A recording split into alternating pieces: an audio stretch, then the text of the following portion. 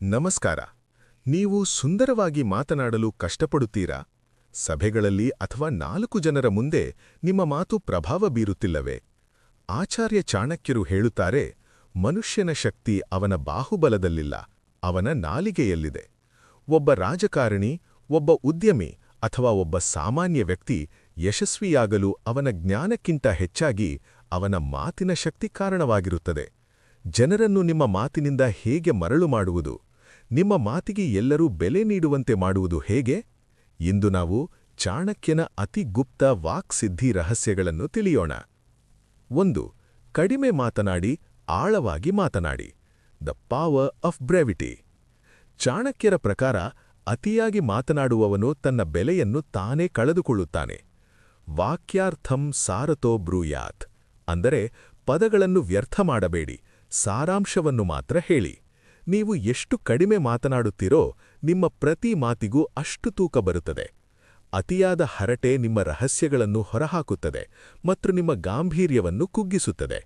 ನೆನಪಿಡಿ, ಜಗತ್ತು ಕೇವಲ ಅವರ ಮಾತುಗಳನ್ನು ಮಾತ್ರ ಕೇಳುತ್ತದೆ, ಯಾರ ಮಾತುಗಳು ಅಪರೂಪವಾಗಿರುತ್ತವೆಯೋ ಅವನ್ನು ಮಾತ್ರ. 2. ಶತ್ರುವನ್ನು ಒಲಿಸಿಕೊಳ್ಳುವ ಮಧುರವಾಣಿ. Sweetness as a weapon. ಚಾಣಕ್ಯರು ಹೇಳುತ್ತಾರೆ, ಕೋಗಿಲಿಗೆ ರೂಪವಿಲ್ಲದಿದ್ದರೂ ಅದರ ಧ್ವನಿ ಅದಕ್ಕೆ ಸೌಂದರ್ಯ ನೀಡುತ್ತದೆ. ನಿಮ್ಮ ಮಾತು ಜೇನುತುಪ್ಪದಂತಿರಲಿ. ಕಟುವಾದ ಸತ್ಯವನ್ನಾದರೂ ಮಧುರವಾಗಿ ಹೇಳುವ ಕಲೆ ನಿಮಗೆ ತಿಳಿದಿರಲಿ. ಸಂವಹನದಲ್ಲಿ ಏನು ಹೇಳುತ್ತೀರಿ ಎನ್ನುವುದಕ್ಕಿಂತ ಹೇಗೆ ಹೇಳುತ್ತೀರಿ ಎಂಬುದು ಮುಖ್ಯ. ಯಾರಾದರೂ ನಿಮ್ಮನ್ನು ನಿಂದಿಸಿದರೂ ಸಮಾಧಾನದಿಂದ ಉತ್ತರಿಸಿ. ನಿಮ್ಮ ಶಾಂತವಾದ ಮಾತು ಎದುರಿಗಿರುವ ಶತ್ರುವಿನ ಅರ್ಧಶಕ್ತಿಯನ್ನು ಕುಂದಿಸುತ್ತದೆ. ಮಧುರ ಮಾತು ಐಶ್ವರ್ಯದ ದಾರಿ. 3. ಸಮಯ ಮತ್ತು ಪಾತ್ರದ ಅರಿವು. Contextual wisdom.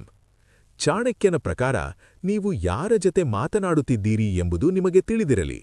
ಹಿರಿಯರ ಮುಂದೆ ವಿನಯವಿರಲಿ, ಮಕ್ಕಳ ಮುಂದೆ ಸರಳತೆ ಇರಲಿ, ಶತ್ರುವಿನ ಮುಂದೆ ಚಾಣಾಕ್ಷತನವಿರಲಿ. ಎಲ್ಲರ ಮುಂದೆ ಒಂದೇ ರೀತಿ ಮಾತನಾಡುವುದು ಜಾಣತನವಲ್ಲ.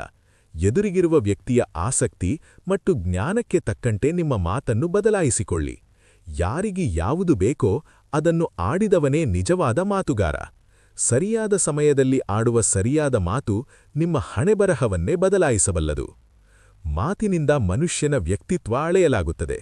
ಚಾಣಕ್ಯನ ಈ 3 ಸೂತ್ರಗಳನ್ನು ಇಂದಿನಿಂದಲೇ ಪಾಲಿಸಿ ಮತ್ತು ನಿಮ್ಮ ಪ್ರಭಾವ ಹೇಗೆ ಹೆಚ್ಚಾಗುತ್ತದೆ ಎಂಬುದನ್ನು ಗಮನಿಸಿ. ನಿಮ್ಮ ಮಾತಿನಿಂದ ನೀವು ಎಂದಾದರೂ ದೊಡ್ಡ ಯಶಸ್ಸು ಗಳಿಸಿದ್ದೀರಾ ಅಥವಾ ಸಮಸ್ಯೆಗೆ ಸಿಲುಕಿದ್ದೀರಾ?